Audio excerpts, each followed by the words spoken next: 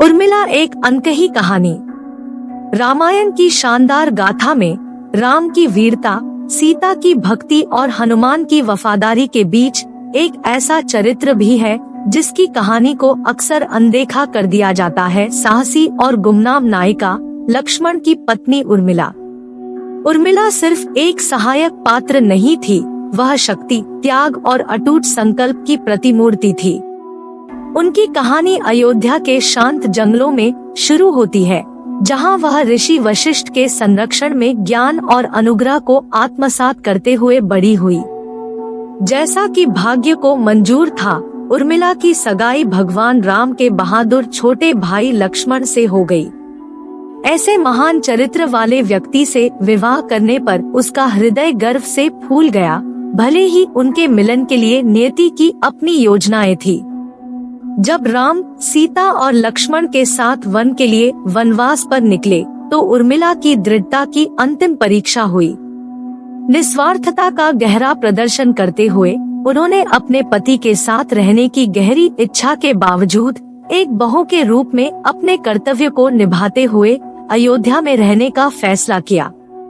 उनके महल के शांत कक्ष एकांत के अभयारण्य में बदल गए, जो लक्ष्मण की हंसी और उनके आलिंगन की गर्माहट की यादों से गूंज रहे थे। फिर भी अपने पति के प्रति अटूट विश्वास और अटूट प्रेम में सांत्वना पाते हुए उर्मिला दृढ़ रही। दिन महीनों में और महीने सालों में बदल गए। जब उर्मिला ने धैर्यपूर्वक इंतजार किया, तो उसका दिल अनिश्चितता की छाया के बीच आशा की किरण बन गया। फिर भी ब्रह्मांड को नियंत्रित करने वाली दिव्य शक्तियों द्वारा उसके बलिदान पर ध्यान नहीं दिया गया।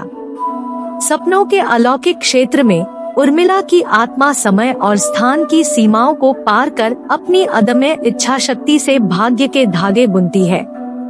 यहीं पर सपनों के दायरे के बीच उसे अपना असली उद्देश्य मिला, राम की खोज की पवित्रता की रक्षा करना और धार्मिकता के दायरे को अंधेरे के चंगुल से बचाना। हर गुजरते पल के साथ उर्मिला का संकल्प मजबूत होता गया। उसकी आत्मा नियति की लौकिक टेपेस्ट्री के साथ जुड़ गई। वह लक्ष्मण के सपनों की संरक्षक बन गई और संदेह और निराशा के राक्षसों को दूर कर दिया, जो उनके नेक दिल पर छाने की धमकी दे रहे थे। जब राक्षस राजा रावण के खिलाफ अंतिम लड़ाई क्षितिज पर मंडरा रही थी, तो उर्मिला की उपस्थिति ने युद्ध के मैदान पर एक चमकदार चमक बिखेर दी।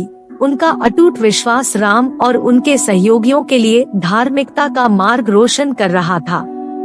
जैसे ही युद्ध की गूंज पूरे देश में गूंज उठी, उर्मिला की प्रार्थनाएं दिव्यता के साथ गूंज उठी। उनका बलिदान समय के इतिहास में गूंज उठा।